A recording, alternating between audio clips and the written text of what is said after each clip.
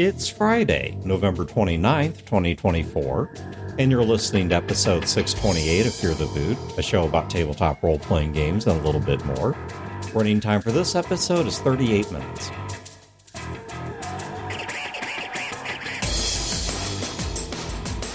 Welcome to Fear the Boot. My name is Dan. This is Mary. This is Doug. And this is Wayne. Alrighty, so last episode we talked about our bucket list for game mastering, games that we want to run, have not had the opportunity to, but this is the stuff we are individually itching to run before the day that we no longer run games. So I intend to run them in the afterlife, so y'all plan accordingly.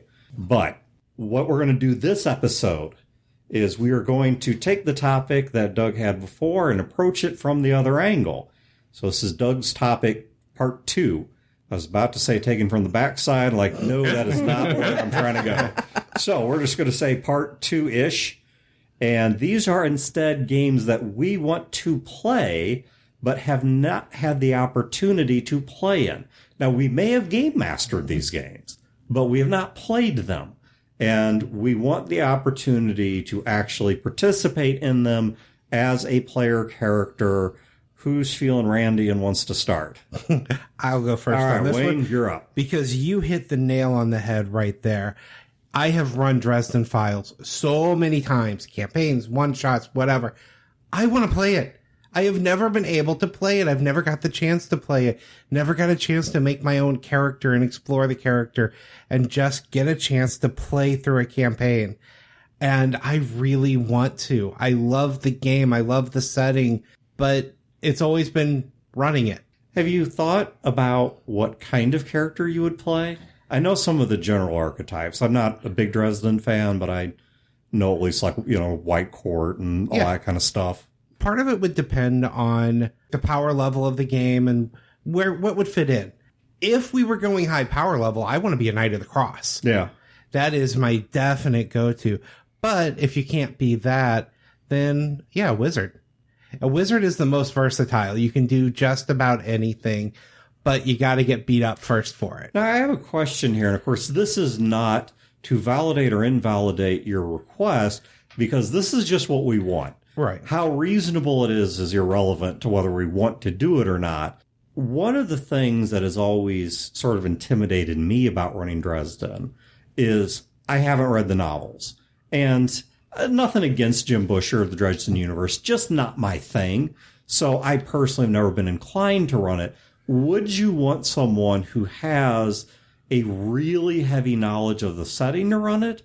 Or if someone simply had read the RPG source book, which is what was Your Game, Our World, or whatever, you read, I guess would be the Our World one, then would that be sufficient? Or do you want someone like you, or I think Mary's read the books? And well, ideally, I want Jim Butcher to run this for me. Okay. That's fair. But I would be happy to play in a game with somebody who, doesn't know the setting as well, but has read through the setting that's in the books. So at least I would still enjoy it and still have a lot of fun in it. Yeah. I would love to sit in a game where somebody has read all the books, knows the setting, and has the deep lore to mix into it. Yeah, that certainly does limit your pool of GMs, but feasibility was not a criteria here. Right. Or criterium, anyway. Yeah, I would play it and I would be happy with somebody that doesn't have the full understanding. Criteria? But I would really love that deep level. Thanks. Criteria. Yeah. I love how Wayne's talking about his game and Mary and I are trying to figure out conjugations. All right, but that would be interesting. So my first one, I'm just going to get it out of the way. This will surprise no one. Wayne, you can leave the room if you need to survive this. I really want to play an Injustice Gods Among Us superheroes game. I don't think, to the best of my recollection, even putting Injustice aside, that I have ever played in a superhero game outside of real small one-shots. Like Dan Krensky did run a superheroes game for me, where we were like superhero cops. Right. But I don't think I've ever played like in a mainstream Marvel DC sort of setting for a superhero game. And certainly outside of conventions, I've never played in one. But I would love, in general, to play a campaign that is a superheroes campaign, But if I was to narrow it down to a specific storyline, I still want to play a villain in Injustice Gods Among Us who's basically hiding in Mr. Freeze, usually my go-to, but wouldn't have to be Victor Freeze, but just someone who's existing in the periphery, kind of a mashup of DC and Necessary Evil, because the few remaining good guys either aren't good guys anymore or are trying to stop the other good guys who aren't good guys anymore. And so we just kind of do our best to stay off of Superman's radar and otherwise exist in that world. And yeah, the only reason superhero game isn't on my list is because I have played in a superhero campaign, so I can't really call it bucket, even though I want more. Yeah, no, I've got some of those too. I want more is a different topic, but yes, I have some where I want to revisit. Maybe there's a third or fourth show there of things we've done but are not satisfied we've completed. We're not done with yet. All right, now that Wayne's out of the furnace, Mary? We're going to start with, again, the character concept I have had the longest and never gotten to manifest is a game where I can actually play a necromancer. Oh, I have. They're fun.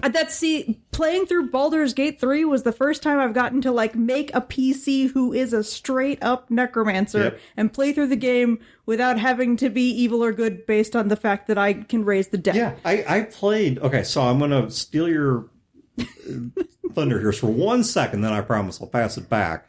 I played in I don't remember who ran the game, but I did in a D&D game. Not Baldur's Gate. It was the tabletop pen and paper. I did play a necromancer, and I played one who was neutral. And the way that I explained as being neutral is that he will only raise the willing dead. So, for example, if someone dies in a murder, then he might bring that person back as a skeleton or zombie or something to help avenge their own death. Yeah. And so there was a degree, and I don't remember the details, but I had some kind of basic divination or something. This is an older edition of D&D to where I would use to divine whether this person wanted to come back. Right. I mean, you can always go back to speak with dead, just I'm going to ask you before exactly. I do Speak it. with dead. Yeah. How'd that feel? Or do what they did in the D&D movie and leave them hanging on the second question. That was fun. Yeah, and part of the concept I had, again, was trying to find ways to make a necromancer not inherently evil, and one of them that I had toyed with was not raising intelligent dead. Okay, so you stick to like if you find a cave bear that died and summon that skeleton. Things that aren't Sue the T-Rex. sentient. Yes, exactly. Who's in St. Louis right now. Which is why that's my favorite Dresden Files book. Necromancers. But yes. There's certainly no small number of basic undead stats to fill that kind of thing. I'm just mentally running through even in the current edition. They do have non-humanoid skeletons and bone-type monsters, so I'm with you. That was on my bucket list. I've just gotten it crossed off. Otherwise, we would be right there in the same boat. Well, I'll just sit in my boat alone then. All right, so I went for the willing. You went for simply those that lack moral agency. Yeah. Have you had the opportunity to do it, but the game masters have always said that forces you to be evil? I have had the opportunity to build a character who would have become a necromancer, but never got that far. Ah. In terms of power level or other things. Yeah. Gotcha. All right. Doug, what is your first one? Okay, my first one it's not necessarily this specific setting, but it's in this style. It's basically be based off of Stargate. I just like that idea of ancient Egypt meets sci-fi, exploring different worlds without a ship too a little bit. Going around the galaxy in a spaceship is cool, but I kind of just like the idea of hopping to different dimensions and stuff. It also does create for some interesting storylines because if that technology is lying around, then you have to answer the same questions Stargate did of who left it there. How did it get here? Yeah. Did ancient humans build it? In some sort of, I mentioned Graham Hancock when we were prepping the show, that sort of model, or were there aliens here, or is this trans-dimensional or whatever? Were the gods some other race of being? Yeah, exactly. Or But it also would be kind of fun to be in a situation where it's like, yeah, we may not have your technology, but one, C4 will still kill you. And two, even if we can't build your technology, it's not stopping us from ripping it off and shooting back with it.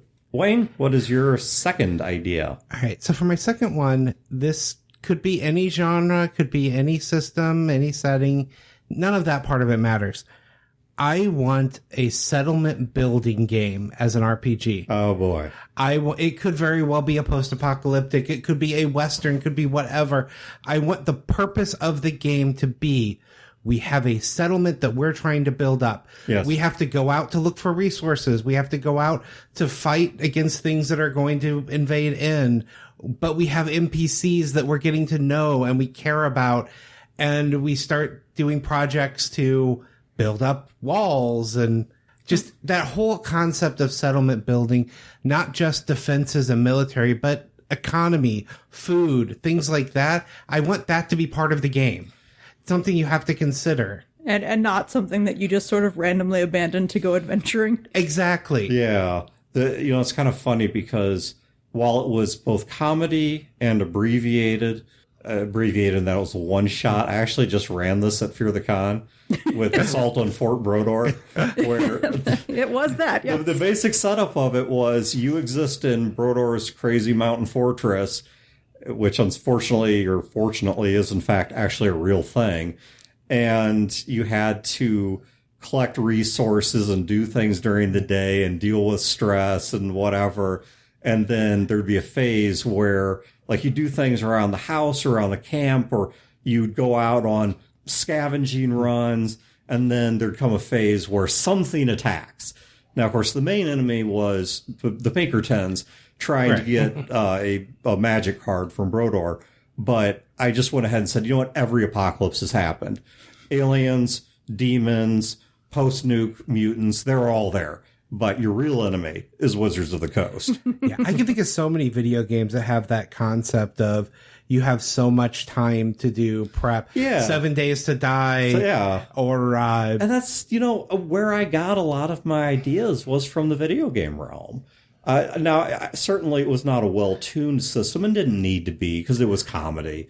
But the stuff I looked at to kind of contemplate how I would run it was I looked at things like RimWorld. I looked at things like This War of Mine. I mean, there's a whole list of video games that I think do a great job from a variety of genres, a variety of places on the spectrum between dramatic and comedic that it really give us a basic model of how we would do this in terms of a tabletop role-playing game. So some of the really good ones even have interpersonal relationships. I cannot remember which game it was, but it was one of these, I think maybe like Zombie Nation or something, where you have NPCs and who you choose to send out on a mission will determine how others look at you. Like there's a mother and daughter. If you send the mother out on a scavenging mission, the daughter dislikes you. If you send the daughter out, the mother dislikes you. Huh. And it starts to create Rebuild this tension had something inside. like that, but it wasn't that detailed. Yeah, this one was detailed enough that each person had their own storyline. And it was specifically things like that of, if characters fall in love, they're not going to be happy if you send the other one into danger. If that person actually gets injured, then they're not just unhappy with you. They are angry and ready to start working against you in the power structure. Yeah, brief aside there before I get to my second idea. Speaking of the game Rebuild, which is a somewhat, this was actually Rebuild 3, is a somewhat old zombie survival sort of game. I still occasionally load it up. I just love that game it's so much. I've got it on my phone. They have the full port of it on phone now, so I play it there. But if you play it long enough, you will eventually, and it's a rare item, but the most powerful scientific item in the game to boost your research stat is the book of FTB 9000 compliance. I'm not making that up. Dead serious. It is in the game. All right. So for my second idea, I'm going to get this one out of the way. I, for a long time, have wanted to play a game where we play ourselves. And I am not necessarily suggesting an isekai sort of setup, because I think it is very hard for us to plausibly play that transition of, oh, I'm at work in 2024 and now all of a sudden I'm in Dungeons and Dragons. I think it's very hard to do that. Now, I think on a prior episode we did say maybe it'd work if we started like a year in. You were at work in 2024, you got transported Forgotten Realms, and now you've been there for a year. But really my thought is more go with something very modern, very real world. And Wayne, I don't remember the name of it, but you mentioned that you've got a game where you like randomly roll up an apocalypse. There's the end of the world. There's a series of different types of apocalypses in there, but you then can randomize what type of it. Yeah. So let's say it's a zombie apocalypse. Well, there's a lot of different types of zombies. So you roll up, is this a undead one? Yeah. Is it a fungus has taken over the brain? Or is it nanotech? Or is it aliens or demons or nuclear war? There's all these things in there, and the players at least do not really know what's about to happen. And the way I want to do it specifically, because I think people both tend to be simultaneously too hard on themselves and too proud of themselves. What I want to do for character creation is that person leaves the room, everyone else makes their character. And then the next person leaves the room and everybody makes that person's character. And you can have a minor discussion and say, okay, can I convince you guys that I should be like this instead of that? And it's a straight up and down vote. If they say no, there's no debate, no hurt feelings. We could use a point buy system so everyone's balanced, so we're not being mean to anyone. There's, I think, ways we could do this, but I really want to play a game where we play our real world selves in an outlandish situation, whatever that is, whether that's ending up in another setting or we continue in the real world and just something happens we have to deal with. But never had the chance to do it, which is sad because I think the systems and the social contracts exist to make it happen. Yeah, it's one of those concepts that you have to be very careful of who you're playing it with. I've done it once, and it was not the correct group of people with the correct egos to do it well. Yeah. I mean, heck, it's been interesting to ask people, if I was in D&D, what character class do you think... No, don't take an online quiz. Don't decide for yourselves. Just ask somebody else, what do you think I would be?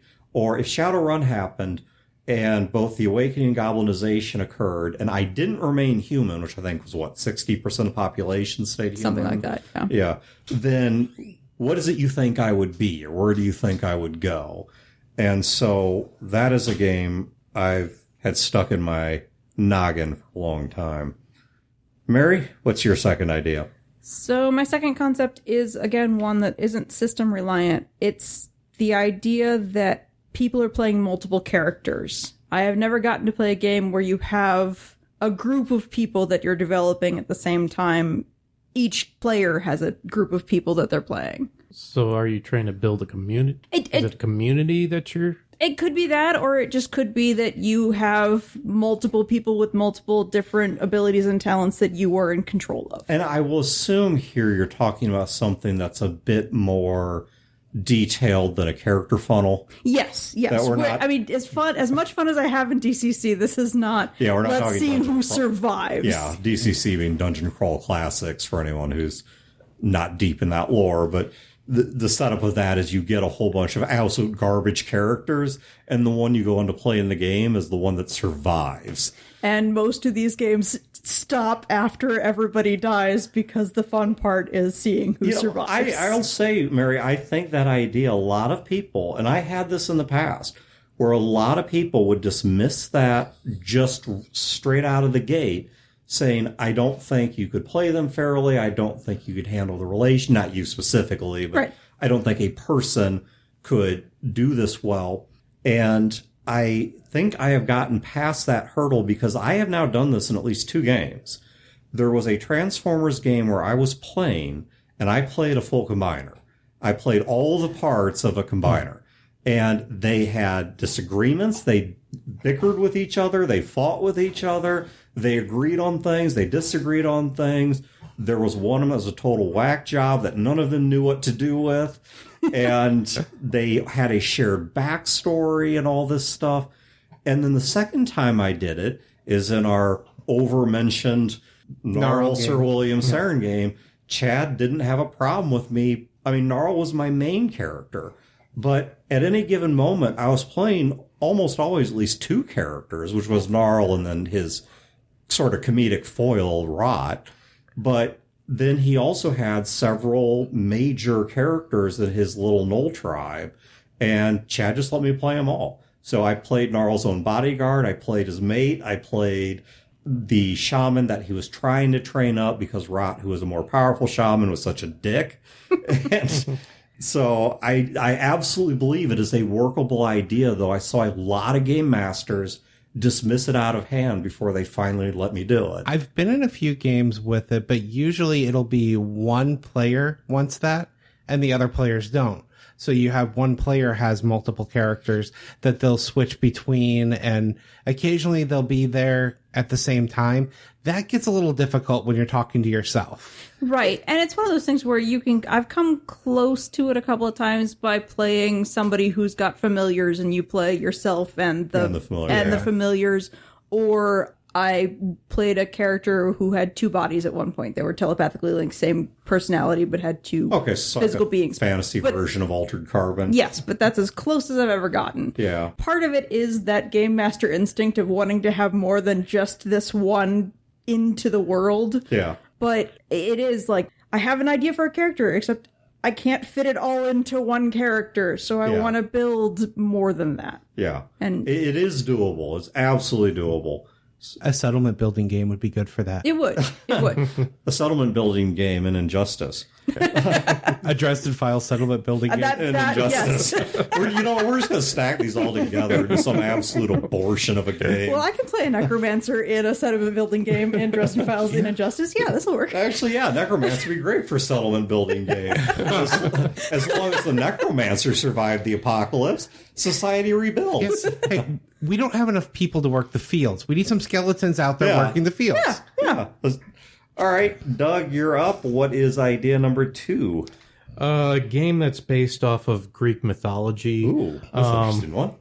Yeah, like the whole gods and stuff, and like maybe you're on the Odyssey and you're like going around the seas trying to avoid sirens and so very like, Homerian. Yeah, you could do that, Homer, or it could be like really anything. You could even be helping Hercules with one of his labors or something like that. But just basically Greek mythology, like maybe you have to please the gods or something like that. Very Clash of the Titans style. Right, so, but you want to play specifically in that era as opposed to something translated into Greek mythology exists, but we're in modern day. Yeah, it's that era, Trojan War maybe might be part of it or something like that. I was thinking Hercules and Zenith. Yeah. I watched so much of those shows. I've tried to base characters because the first episodes of Xena, you have this character who is was an ex-evil general and is trying to that redemption story is there and then gets forgotten about because it's Xena. But I've tried to base things on that character before. That's what's I think a little interesting there is going back at least to 2nd edition D&D. That did have explicit support for playing different eras of history. I think the issue I have is every time I've said fantasy, people end up in one of two places: urban fantasy or medieval fantasy. Mm-hmm. Playing something, say, like in the Bronze Age or the real early Iron Age just doesn't really seem to float. Something that I think would be hard to run, but I would find interesting, and you'd be talking about roughly the same era of history. And this is not one of my bucket list items, it's just something I've randomly contemplated, is running an Old Testament game. Yeah. And do the same sort of thing because, for example, if you go to the story of King David, it says that King David had a group of his mighty men, and basically they were the world's first D&D party. I mean, it talks about how they just wandered around kind of finding things to fix and, bad guys to take out and wrongs to right and whatever. And it's set obviously nowhere near the high Middle Ages or whatever. And I remember even in like, I'm blanking out now on the name of the book. The second edition even had a deities book that had the stats and the details worked out for all the Greek deities. Yeah. It's just nobody ever played it that way. Yeah. Doug, I would definitely play in a Greek mythology era game. Yeah, absolutely. And I love the idea of that era where the gods are petty and you can offend one and then suddenly things are going bad for your party. Yeah. They're very, very immediate, very meddlesome and very horny. Yeah. Yes, very horny. I would say the closest I've ever come to a game like that is World of Darkness had a Scion setting where you were playing the modern day children of gods. So the gods are real, but that's as close as I've ever gotten. Yeah, you better believe we did an ancient Greece game. I would, 1, play a male, and 2, a male with no females in his life. Because otherwise I know where the drama's going. Like in a Conan game, I'm totally playing a chainmail bikini chick, but not in a Greek game. All right, no, we won't linger on that thought. Wayne. All right, so my last one. This is one I actually have thought about running a few times, but I think I would enjoy playing it more. And I need the right kind of GM for it. I need a history buff. Okay. Because I want to play in a slider style game. Ooh. Where you are going universe to universe, alternate history to alternate history. And one of the things I love in gaming is discovering new worlds, discovering things. So when you finish up the one arc and then you slide to the next world, you then have a whole new world to discover. And you have to figure out what's different about the history in that world. And then occasionally, when you want to do something extra special, then the GM's like, okay, next week you're going to a world where the physics work a little differently. I'd like you to build your character, the same character, in this system. So you go to, say, a world that is a fantasy world, and now suddenly you have magic for this arc only. And then when you leave this world, you don't have magic anymore. Yeah.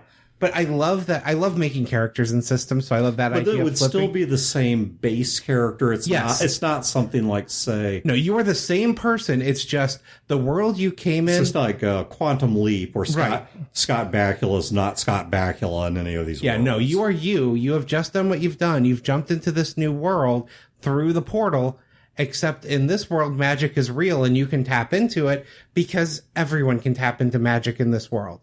It's just part of that universe. But most of the stories wouldn't be like that. Most of them, you're just jumping in, discovering a alternate history of some sort. Something went different.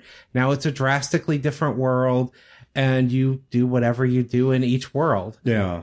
So you would theoretically, recreate the character, in the correct system. I'm starting to get this. Yeah, like normally you'd be going through the same system, but just occasionally to shake things up. It's like, this world... Things work differently. Make that exact same character in this system because now you have access to magic points. Yeah, you just came from World War I, but now you're in high fantasy. So it's possible in this world alone, you can throw a fireball. Yes. But be very interesting. Something else you could do with that is you could find ways of transposing everything about your character from one world to the next. So, for example, if in World War I setting... I have a semi-automatic pistol.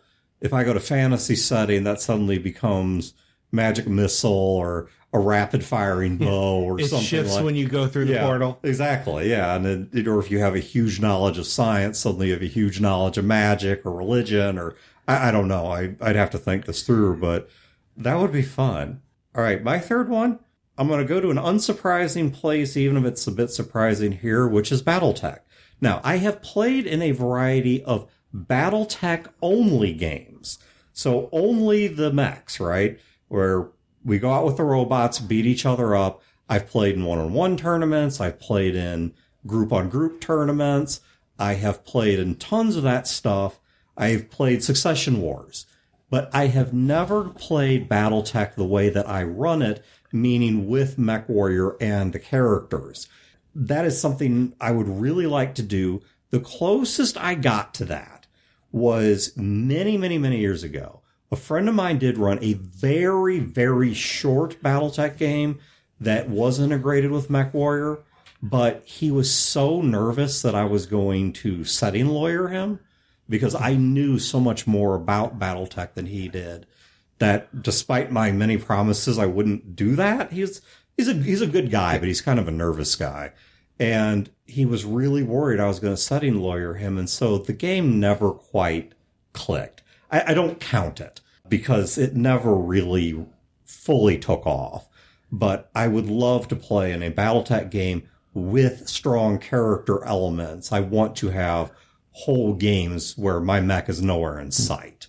Mary, it's number 3 for you. My last concept is a game where everybody is playing a paladin. It doesn't have to be D&D, but the idea of an armored knight who works for the church is something that I've always loved the idea of, because there's a series of books called The Elenium by David Eddings, where the main character is a church knight. And it's a world where you have a monotheistic church and you have a couple of other religions out there that are also equally real. But it was the first time I'd ever seen the idea of a paladin that could be more than just the stereotypical paladin. Like, all of these characters are real, fully nuanced, have very different views on the same religion. Something you don't usually get in a fantasy series. Yeah. Where you have a monotheism, but it's nuanced. But that concept of working for the church when the church is this real entity is something that's always been fascinating to me, but not something that has ever interested anybody else. So I played in a campaign kind of like that. We didn't all have to be paladins, though, but we were working for the church, but we were a group that the church sends out when there is some sort of paranormal thing out there. This was actually, it was in D&D, but it was, for example, there was a vampire den out there. And so we were sent out, and we had clerics, paladins, a bard, but we were all part of the same sect of the church. We were working for the church. We were an arm of the church, and the classes were just to give us abilities. We were essentially the church's strike team to go out and deal with the things that could challenge the church's authority. Yeah. And in this setting, the Elenium, it is specifically, you are dealing with things like demonic forces and evil gods, and you're fighting their representatives on Earth. But yeah. In terms of diversifying the characters there, because that was something you mentioned in passing, I actually contemplated this once just as a mental exercise of, could I create a D&D style setting that is purely and genuinely monotheistic? And the way that I came up with breaking that down, because there is only one God, right? So you might have clerics of, say, some kind of demonic or extraplanar force or something like that, but there's not Torm and Tyr and Helm and Hextor. It doesn't go on like that. I started creating a differentiation based on orders. So people would model themselves based on what they felt called to do after a particular saint or after a particular disciple or some major figure or even something angelic within that religion. And then they still serve the one God, but they would serve it through different sets of passions and gifts. Mm-hmm. And so that allowed me to kind of spread out the options for characters and the way they viewed the world without having to go back to, well, since you're trying to do well in business, that means you don't follow this god. You follow the business god. Yeah, you follow the business god. But so this is completely opposite of what both of you have pitched, but you've inspired me for a game that I would love to run where the various churches of the gods, Torm, whatever, they all send a paladin out together on a mission. Like, a new continent's been found and you need to go and convert people to your god. But the churches all have to work together to book passage on a ship there. Yeah. So the party, each member of the party represents a different deity. Yeah. With their own separate goals, but they have to work together to get there and do their missions. Well, and kind of a midpoint between these two ideas is another of the major elements that you can play with is the internal politics of the church. You're not playing the clergy, but there are a lot of different people in powerful roles that are trying to get elected, trying to backstab each other. Like, there's a lot of political machinations that you can represent factions of within the church while you're still all under the same god. That was a huge part of the game that I mentioned that I did get to play in. There was a lot of politics, and it was different people within the church could assign us on missions. And it was, we have angered this person within the church, so they're throwing their weight around and sending us on a suicide mission, or they're sending us on something really boring to waste our time and get us out of the way because they're going to make a power play. Right. And that's the key, is to play the people who are not striving for that level of political power, but end up being pawns in the game. Yep. Doug, what is your number 3? My number 3 is based on like Cold War espionage, like spy and gadgets and stuff. So I had 2 thoughts. First thought was very much, James Bond, Jason Bourne, doing dead drops and stuff. My second thought, while you guys were talking, it just kind of popped in my head, is being the assistant to James Bond and having to type out the reports and do the paperwork for exploding pins and stuff. We could do an Inspector Gadget style game where none of us are Inspector Gadget. No, we're all playing Q. We're all Penny and the dog. Penny and Brain. And what was the dog? Wasn't the dog Brain? Right, yeah, the dog is Brain. I thought, that's what been a while since I watched that cartoon. But the closest I've ever come to doing anything like that is there's a prologue scene that you actually play. It's narrative, but you play it in a video game called We Happy Few. You work as a news redactor, and it basically drops these news stories in front of you, and you have to figure out which ones are acceptable to like the Politburo to publish versus which ones have to be redacted.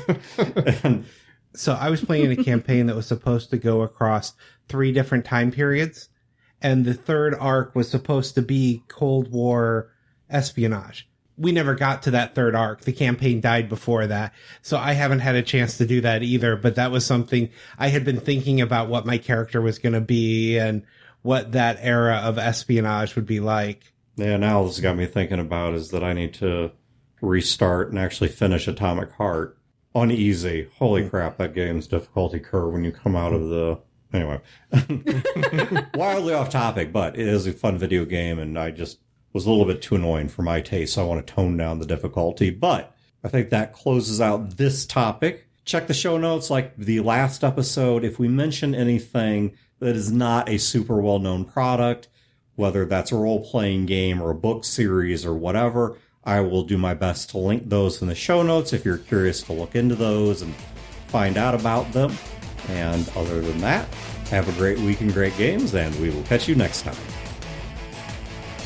This has been a production of Fear the Boot, copyright 2024. Listeners are free to use this episode in a non-commercial endeavor, so long as credit is provided to feartheboot.com. You can find previous episodes and other resources at feartheboot.com. If you wish to support this show and its related endeavors, you can do so at patreon.com/feartheboot.